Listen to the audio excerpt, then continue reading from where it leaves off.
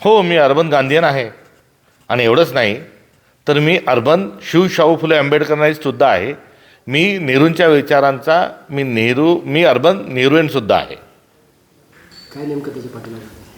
Urban Naxalite आपण म्हणत असताना जो अपप्रचार करत आहात त्या अपप्रचाराला माझं हे उत्तर आहे.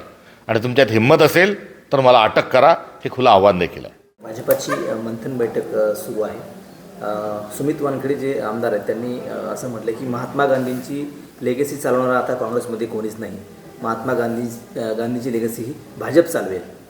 अत्यंत हास्यास्पद आणि बुद्धिभेद निर्माण करणारं हे त्यांचं वक्तव्य आहे.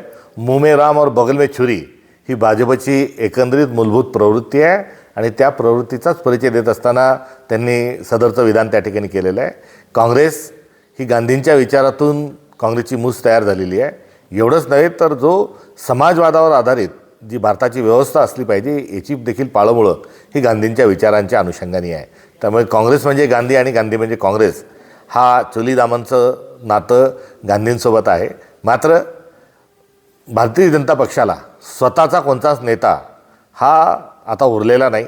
मोदींच्या नावावर देखील त्यांनी खूप मोठा एक महामानव आणि नॉन बायोलॉजिकल माणूस म्हणून त्यांचाही परिचय देण्याचा प्रयत्न केला. तर दुसरीकडे ते ज्यांना त्यांना मानत होते त्यांना भारतातले लोक ओळखायला तयार नाही. म्हणून आता त्यांना गांधीचा आश्रय हा कुठे घ्यावा लागला, हा त्यांचा एक केविलवाना प्रयत्न आहे.